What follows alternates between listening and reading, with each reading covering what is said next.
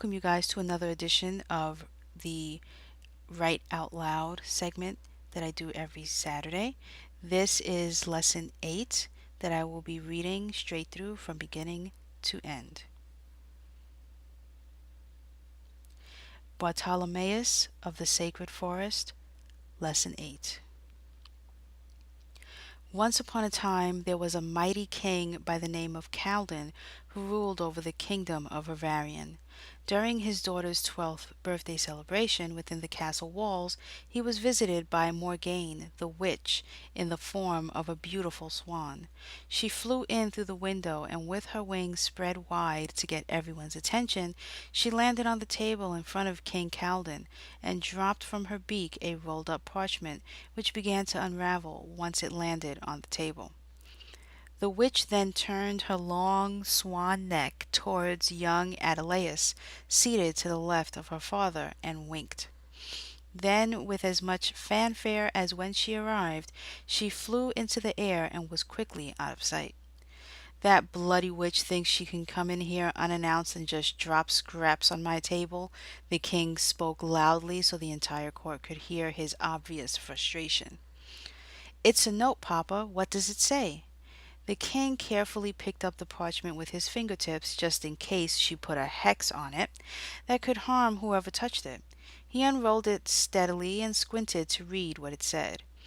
"In a forest far and away sleeps a boy who lives by night. Get him quick before he wakes, or he will make your kingdom quake." I need to finish this poem, which I just realized I put a note for myself and did not do so. The king suddenly became afraid of his daughter, and acting swiftly stood, which signaled for the music being played in the far corner of the room to stop. Everyone in the court stopped dancing and talking and having a good time to hear what King Calden was about to say. "My daughter's life is in danger, and as the king," he began, but his daughter drowned out what he was saying, turning her attention to the parchment the swan dropped.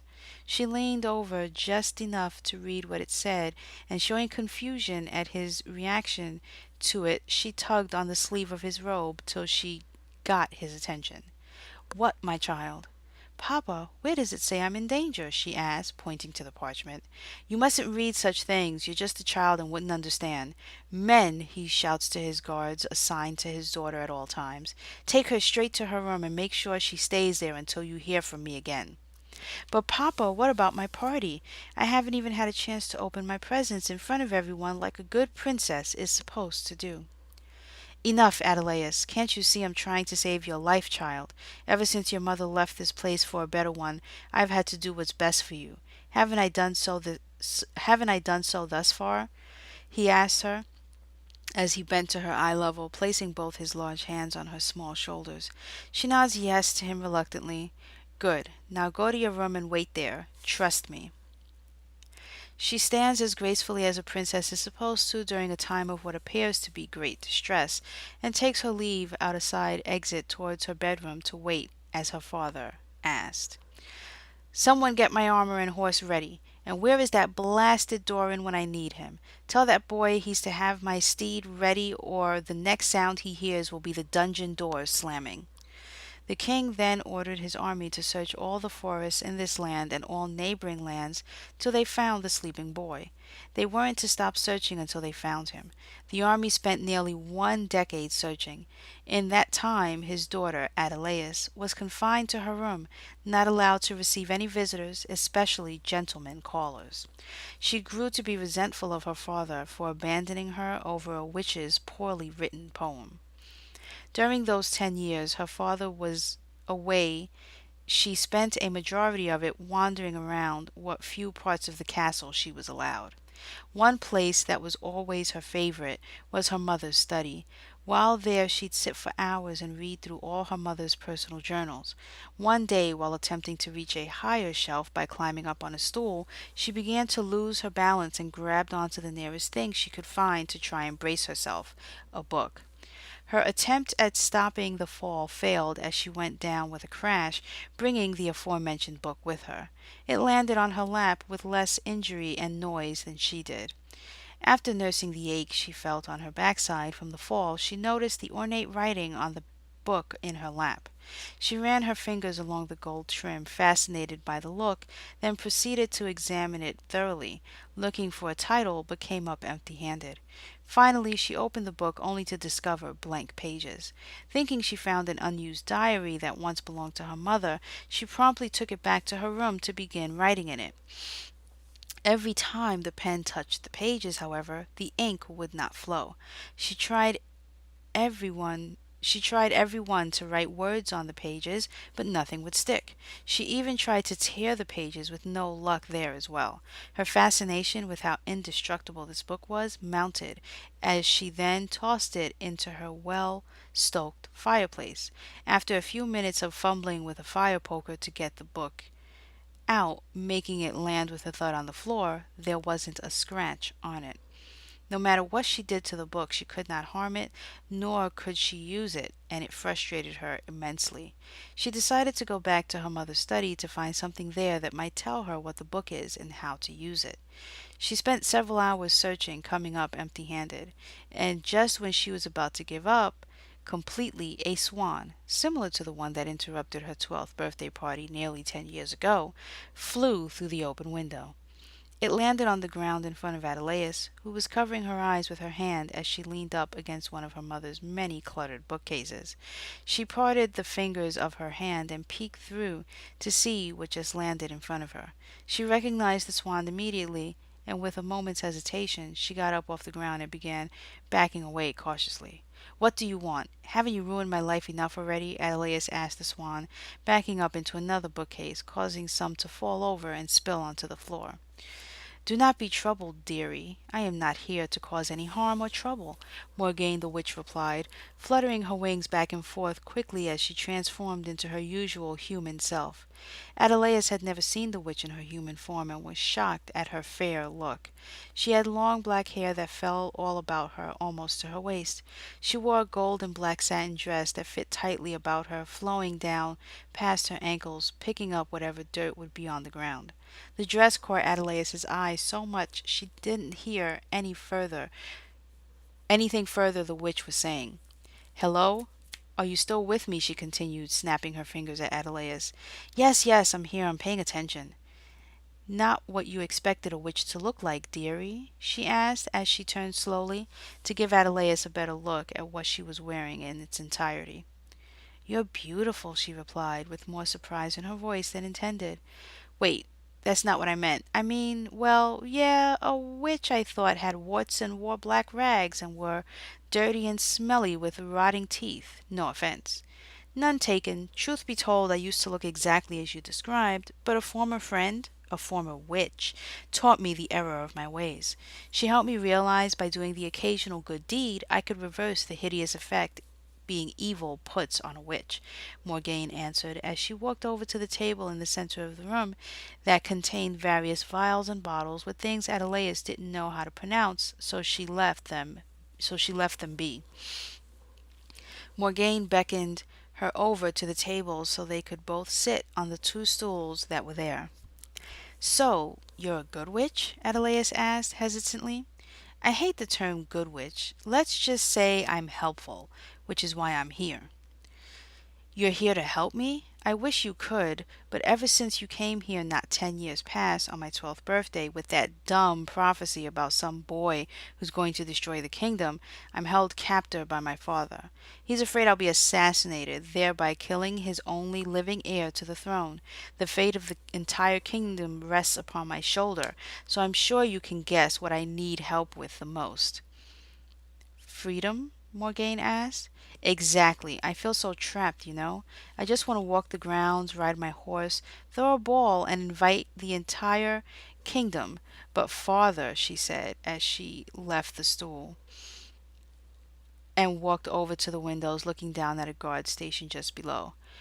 "For the last 10 years there's been a guard below every window and just outside every door surrounding the castle. No one could get in or out without being apprehended. Adelaide, I knew your mother." Upon hearing these words, she turned sharply away from the window and looked with anger at Morgane for the first time since they began speaking to each other. "How dare you make such a claim?"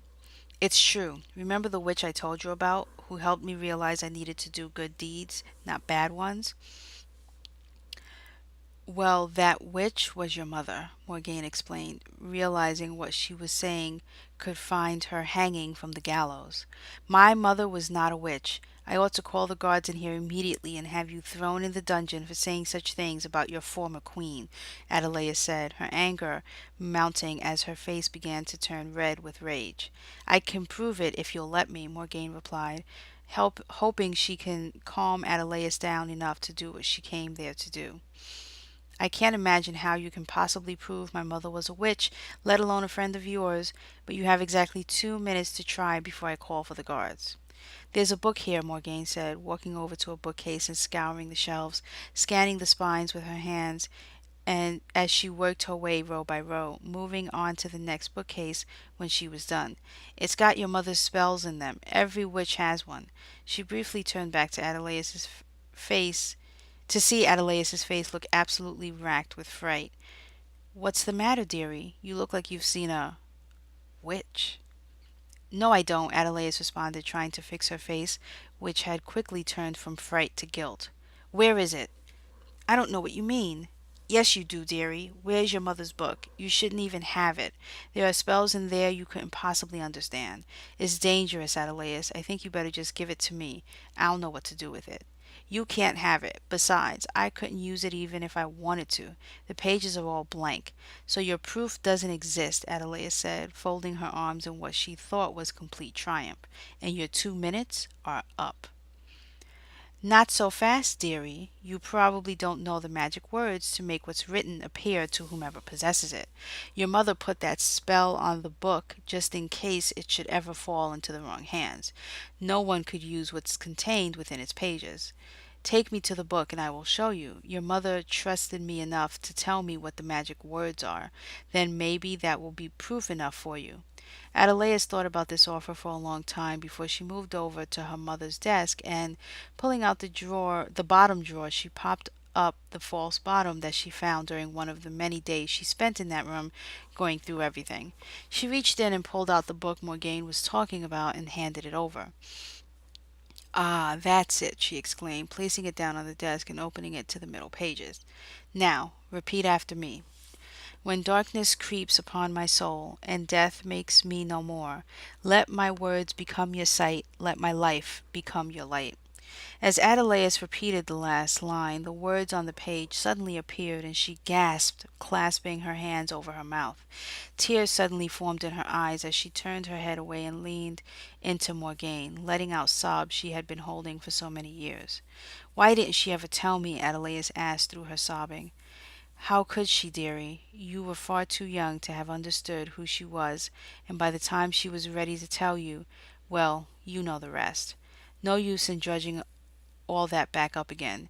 But I know if she were here today, she would have given you this book and let you into her private world that almost no one knew about. Okay, I guess I have no choice but to believe you, Adelais replied, wiping her eyes on the sleeves of her dress. So how will this help me get what I need? Oh, I can't tell you that. While I'm able to guide certain people I care to help in the right direction, the laws of spells and prophecy prevent me from directly telling you what to do. Then why are you even here if you can't tell me anything? Adelais asked, skimming through the book that was now completely filled with her mother's handwritten notes and spells that she'd collected over many years. I came to tell you the prophecy I had foreseen nearly a decade ago is about to come true. What when your prophecies doesn't exactly tend to be spot on, so excuse me if I don't seem as alarmed as my father was, Adelais replied, closing the book and holding it close to her chest as if it were a shield protecting her. Now, now, the boy of the forest is here, Morgane said, transforming back into a swan and taking flight before Adelais could question her further. She flew out of the window, bursting them open wider just as the trumpets were sounding. The call brought Adelais to the open window. Looking out, she could see a legion of soldiers, many carrying a familiar banner she'd seen hanging in the great hall of Caldon Castle. Leading the soldiers was the unmistakable General Doran on his horse adorned in armor.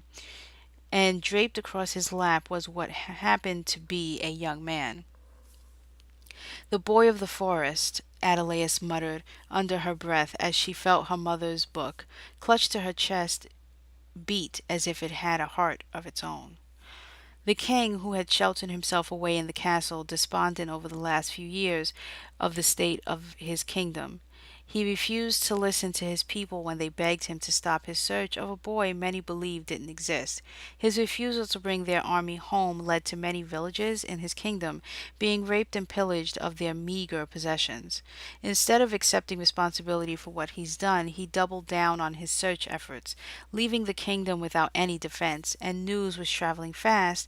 The once flourishing kingdom of Bavarian was vulnerable to any neighboring warlord who's had his eye on it. Then there was the matter of his daughter, a once lovely and delicate flower, rumored by servants to be dealing in witchcraft just as the former queen. Would she succumb to the same fate? Only time would tell. Her training was coming from the same person believed to be the last to see the queen alive, Morgane. The king did not find this relationship ideal, but racked with guilt over keeping his daughter prisoner among the castle walls for so long, he allowed it. Morgane treated Princess Adelaide the same way she did the queen before her. They were almost identical in their manner and curiosity, always wanting to rush her lessons with them so they could put it into use what she'd insisted needed to be practiced extensively first. Missing the queen the way she did, she went from visiting the princess every other day to 2 and 3 times a day.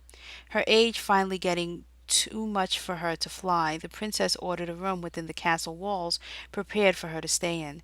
The connecting room next door to hers was prepared, and thus their friendship grew. "He's here, isn't he?" Morgane asked, walking into Adelaide's bedroom from her own. She nodded, clutching her mother's journal even tighter. "No matter. We have a busy day tomorrow. Get some rest." "What? How can you of all people expect me to rest, knowing the reason for all that's gone wrong is here?" She watched as the Forgotten Army, so named for the length of time spent away from what should have been their main goal, protecting the kingdom, entering the castle walls with their prisoner. As she approached the gate, as he approached the gate, General Doran looked up and into Adelaide's eyes, giving her a wink and a smirk. Ever since he was named general of the kingdom's army, it was widely expected he would marry the princess. She chose not to believe such rumors as she turned away and winced in disgust, not wanting to embarrass him with her reaction to his advances should his men also be watching her closely. "At least he fancies you," Morgane replied, not needing to peer out the window to know the reason for her sudden facial disfigurement. "Fancies me? He doesn't even know me. If he knew me, he wouldn't. You have precious little suitors and even less time to do what every woman in your place has had to do since the beginning of time, dearie. You'd be smart to just go along with what is expected of you. When it's all said and done, it is the woman who always rules anyway. I have no interest in ruling this kingdom. My father has left it to rot, and I intend to do the same. I want to explore. I long to see what is beyond the castle walls. If she were alive, she would have understood me. Let me pursue my desires," Adelaide replied, tucking her mother's book of spells under a pillow on her bed. Morgane, taking a seat in her chair by the fire, began to laugh heartily at the words Adelaide just spoke. "Something funny? You think your mother would have allowed you to carry on this way?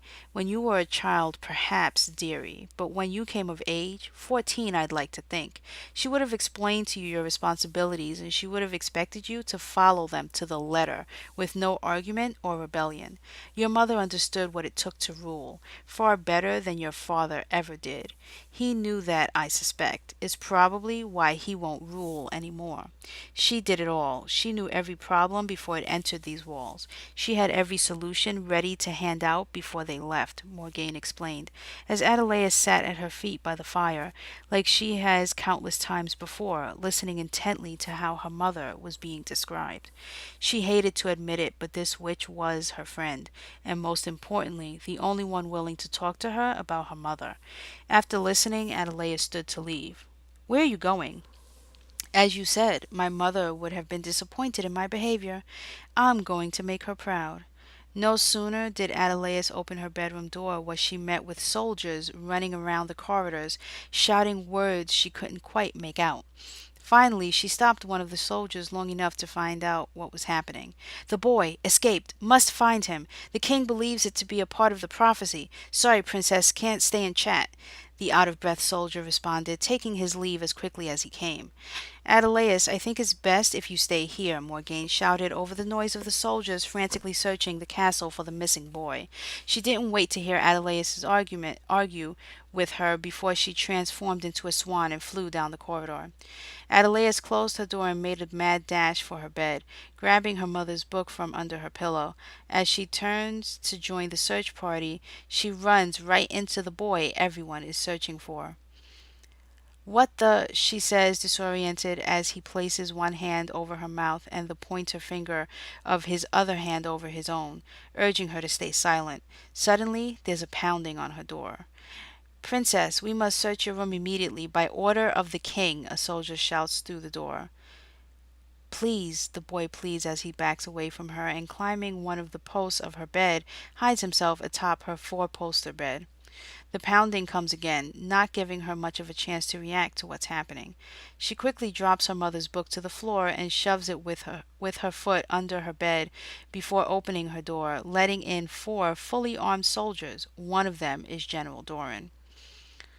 "Princess, that boy has managed to escape within the castle. Are you all right?" General Doran asks, putting his hand on her shoulder, resting the other on the hilt of his sword as he stands taller, sticking his chest out unnecessarily. "What boy? I just woke up," the princess replies, attempting to fake a yawn as she stretches her arms to get him to move his from off her shoulder. It works. "Why have you disturbed my sleep?" "I'm sorry, princess, but the king has ordered we search all rooms and move you to your mother's study immediately. There are less ways to infiltrate that room than this one," General Doran replied. "Quickly put some clothes on and come with me." "I am not leaving. My father has ruled over my life and movements long enough. What do I care if you've managed to lose a prisoner? He isn't in my room," she shouts, watching the soldiers as they surround her four-poster bed, ready to search it thoroughly. Her heart begins to race as her mind scrambles for a way to get out of this. "Leave now, please, and take your incompetent goons with you." She points to her door and stands just as sternly as he does, with her chest sticking out, even though he towers over her by at least 2 feet. She still has a much more commanding presence than he ever will. "Men, with me," he shouts as he bows to her before taking his leave. His men stopped just in time before they searched her bed. She closes her door and leans against it, breathing a heavy sigh of relief that they are gone. Before she can alert him that they are alone, he jumps down from his hiding place and lands on all fours as nimbly as if he were a jungle cat. "Thank you," he replies, holding his hand out to shake hers, but she doesn't respond. Instead, she shoves him out of the way and gets down on the floor, reaching her arm under her bed and pulling out her mother's book. "I didn't do it for you, so you don't need to thank me. I did it to protect my mother's secret," she replies, clutching her mother's book to her chest, wiping off dust that isn't really there as she sits on her bed, watching his every move. "What are you doing here anyway?" "Your king had me kidnapped, or didn't you hear?" he replies sarcastically. "Turns out he's been looking for me for quite some time, although why he has I do not know. Perhaps you can tell me," he asks, climbing up on her bed like he's a monkey and sitting cross-legged next to her. She backs away from him as if he has some infectious disease. "You're supposed to be some sort of bad luck or something to me, my father, and this entire kingdom." "Really? That's fascinating." "Don't you find that fascinating?" he asks, laying down on her bed and staring up at nothing. She glances up in the direction he's looking in to see what has him so mesmerized, quickly stopping herself when she realizes he's not looking at anything. "What I find fascinating is you don't seem the least bit concerned that when the soldiers find you and the king decides what to do with you, you'll most assuredly be executed. Don't you find that fascinating?" she retorted. "You don't have many friends, do you?" he asked, sitting back up and staring at the book she has clutched to her chest. "That's a pretty book. Can I see it?" he asked, reaching out to touch it. She quickly swats his hand away. "No, you can't see it. This is a very special book that belonged to my mother. Only I'm allowed to see it." "Your mother? What's a mother?" he asked, looking at her curiously for the first time since he showed up in her room. What's a mother? Well, the mother is, wait, everyone has a mother. How do you not know what a mother is? Did she die giving birth to you? I hear that's common among peasants, Adelaus responded, growing more and more curious and less afraid of him. I don't remember. All I remember is waking up in a forest surrounded by soldiers. They knocked me out and brought me here. It was when they were deciding where to keep me till the king was ready to see me that I managed to escape right from under their noses. Well, aren't you clever? What exactly is your plan then? Do you have a father? Where were you living before the soldiers found you? Strangely enough, I don't remember that either. All I remember is waking up. You seem familiar to me though. I don't know from where or why. Perhaps the prophecy you speak of is true, and I'm here to destroy you, he says, smiling at her mischievously. Well, you are much too well spoken to be some commoner, and your clothing, though outdated, looks to be of good quality, she says, inching closer to him in order to inspect the clothes he's wearing. Your hygiene, however, leaves much to be desired, she replies, backing away from him again to a safer distance. You flatter me, he says, leaping off her bed and opening the first door he comes to, a closet. He then walks over to another door and opens it, her private washroom. What are you about to do?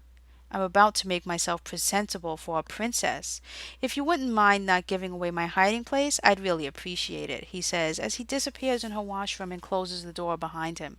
Wait, you can't, she shouts to him just as her bedroom balcony windows burst open, a swan landing a bit sloppily on her bed. It quickly transforms into Morgane, who rolls over and lands on her back. Wow, dearie, that fun. The king is in a right state, shouting orders and trying to put his old fighting gear on. He's gained so much weight, you should hear him squeezing himself, she says as she rights herself on the bed. She begins to sniff the air extensively. He's here, isn't he? Where is he? She asks, jumping down off the bed and moving about the room, searching in the least likely of places for someone of human size to be hiding. She starts by inspecting the fireplace. He's in the washroom, Adelaus answers, not even bothering to hide the fact that the boy everyone is currently looking for is hiding in her bedroom. Morgane is her closest friend and would surely know what to do in a time like this.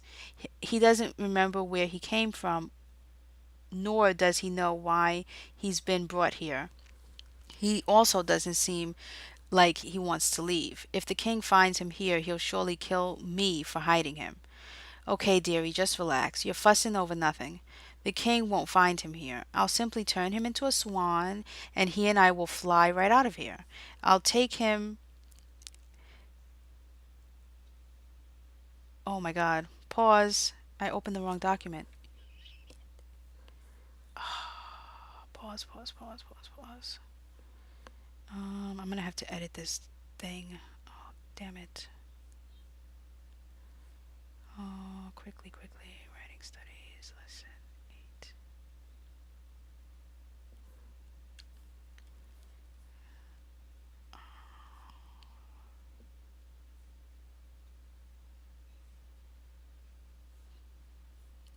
My apologies. I opened the wrong freaking document. Okay. Scroll, scroll, scroll. What page was I on? Page 15.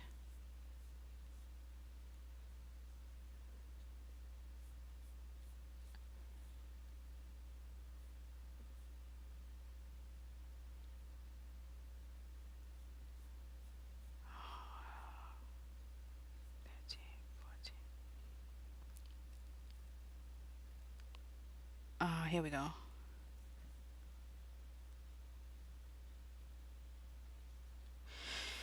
Okay, wait, you were the one who delivered the prophecy. Shouldn't you know who he is and where he came from? Adelaus asked for the first time in disbelief at what he's wearing, at what she's wearing. Well, you see, the thing about prophecies, dearie, are they never reveal themselves in their entirety.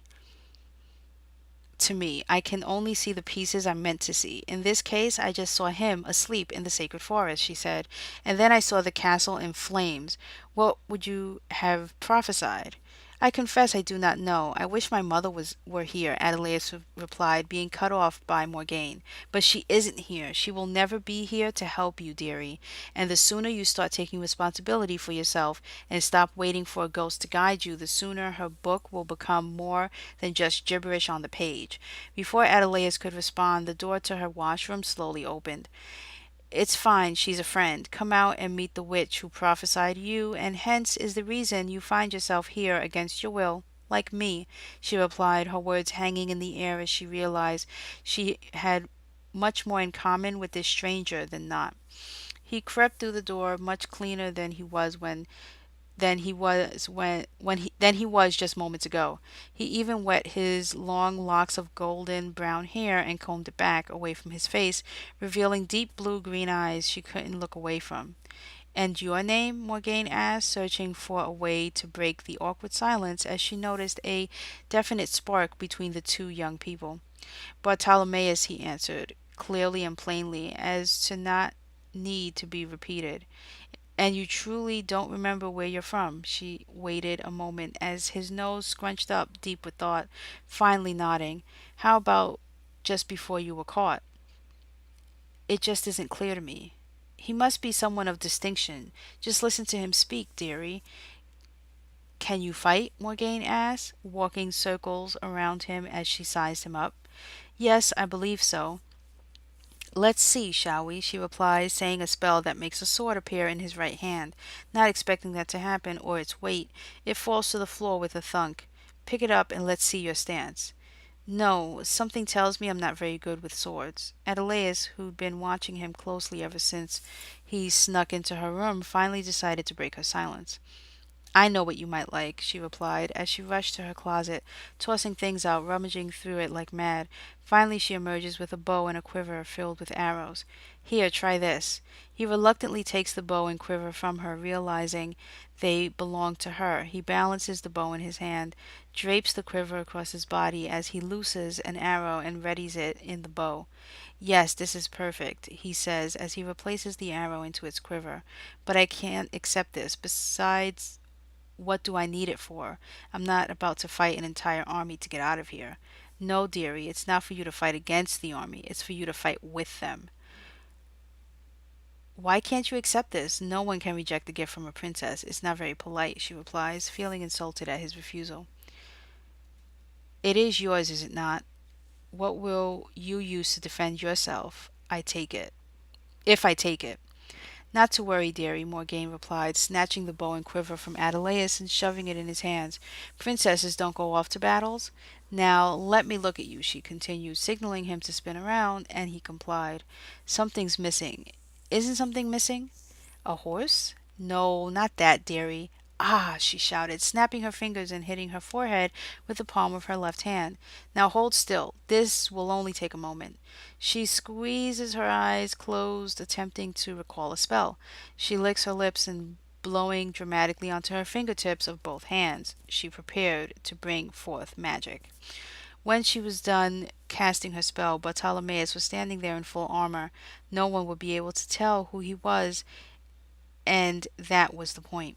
Wow, I hardly recognize you under all that, Adelaus replied, walking up to him and touching the metal armor. It covered almost his entire body, leaving room to move swiftly. He also wore a helmet that covered all his face except his eyes, which she noticed for the first time shone a deep blue-green as he stared back at her just as intently. Okay, boy, come on, time to see you put your skills to the test. Wait, now? He asked, for the first time concerned at what he had just gotten himself into. He wasn't ready to do what was being asked of him. I'm not a fighter.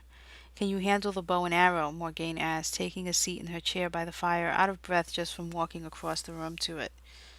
I feel like I can, he replies, as he loosed an arrow from the quiver on his back, places it swiftly on the bow, pulls back and releases it without warning. It sails through the air and shatters a vase on the mantel above the fireplace, dangerously close to where Adelaus was just standing. She moves quickly away from him when she saw he was about to fire an arrow in her general direction. Sorry. Watch it with that. You could hurt someone, Adelaus replied, shoving him playfully.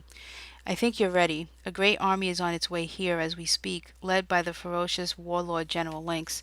He's heard this kingdom is vulnerable to anyone who chooses to enter it and conquer it. You must help this army defeat him. I'm afraid you're their only hope of winning. Is that another one of your spot on prophecies? Adelaide asked, her arms folded as she takes an inquiring stance in front of where Morgane is seated. It is, as a matter of fact, and I'm almost positive what I see happening will come true, but only if he goes out there and fights. If he stays here like a coward, we will all be doomed.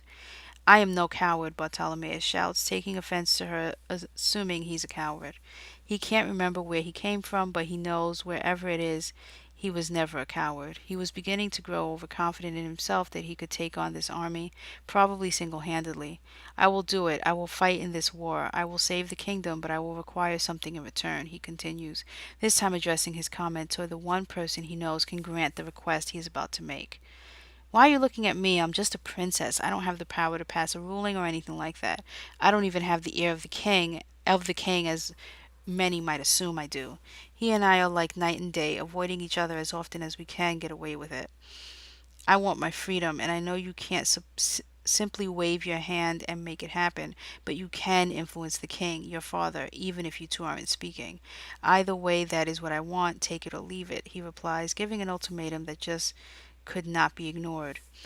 And what of your original prophecy from 10 years ago? Why should I ignore that one and favor this one? Princess Adelais asked the witch. Your mother always taught me sometimes an old way needs to be utterly destroyed for something new to be born, Morgane answered. This boy is the key you need to ruling over the kingdom in a way your father never could or ever will, Adelais. It's what your mother would have wanted had she been here to see what he's done to her kingdom. You still think I'm fit to be queen some day? Look what it did to my mother, Princess Adelaide replied.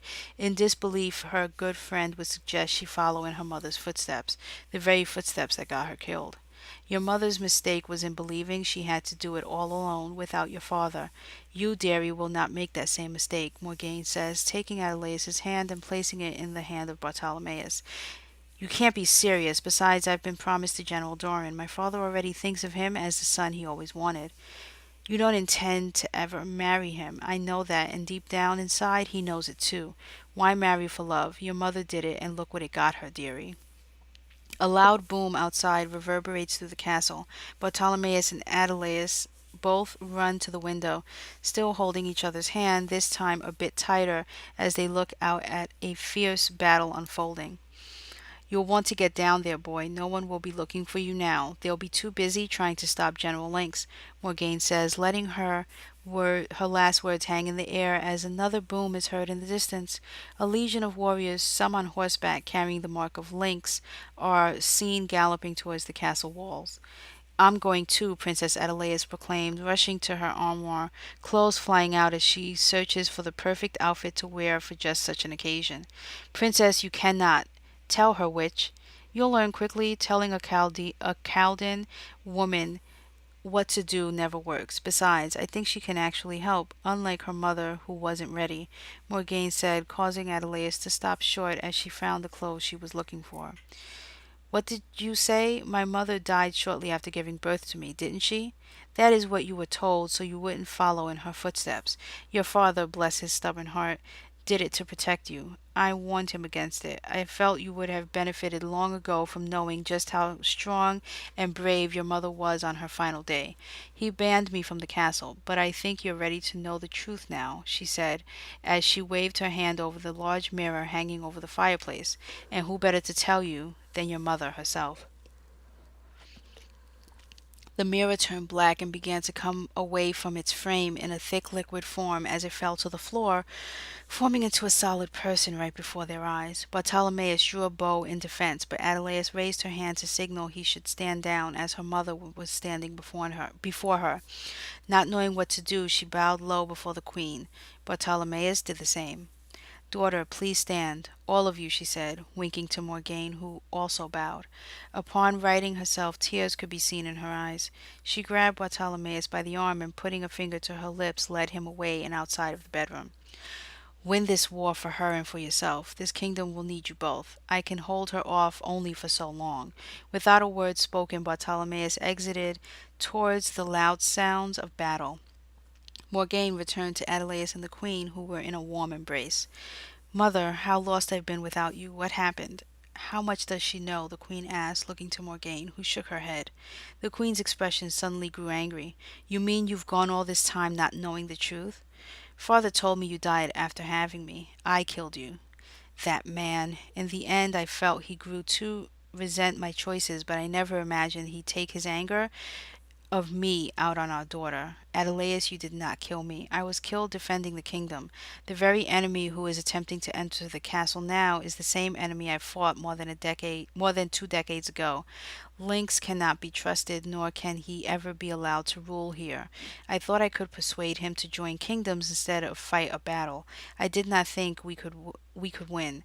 That was my mistake. I did not have faith in our army the way your father did, the way he always has. I met with General Lynx in secret, and in secret he killed me. My final act was to do all I could to protect you." "What did you do?" Adelaus asked, intrigued by the true story of what happened to her mother. The queen didn't answer. Instead, she looked towards her closest friend, Morgane, to fill in the blanks. "When your mother died, dearie, I was charged with looking after you. I put one of the most complex spells I had ever done on you. I made it so General Lynx could not go anywhere near this castle till you turned 21 years of age. Our hope was he would eventually forget his desire to rule over this kingdom or have died. As you can hear, none of that happened. I did the best I could," she said, her last line directed to the queen, who nodded her understanding. "Daughter, this battle cannot be won without you. I've kept you from it long enough, but now you must go. Join Bartolomeus and together put an end to General Lynx. I've been watching you grow and learn the art of witchcraft from my dear friend Morgane, so I know you are ready. You had more time with her and more patience." Morgane the witch smiled and nodded at that. I'm sure than I ever had. Make me proud and prove your father wrong about witches. I'm afraid his time with you on this earth as king is in its final days." "No, not father too. What will I do without you both? How will I rule?" "You will rule better than your father or I, Adelaus, because you have not been influenced by either of us. Follow your heart," she replies, opening her arms wide for her daughter to embrace her one last time. "Now go, and remember, I will always be in your heart, watching." Young Adelaus, ready for this battle and for the many she will face in her future, fled the room with sword in hand, the very sword I attempted to give Bartolomeus. It belonged to the king, her father. After killing General Lynx on the battlefield, his army retreated. The king, knowing his time was soon coming to an end, had his daughter crowned queen. Her first act was to pardon Bartolomeus and appoint him to be her closest adviser. She turned down General Doran, deciding to spend her first few years as queen alone.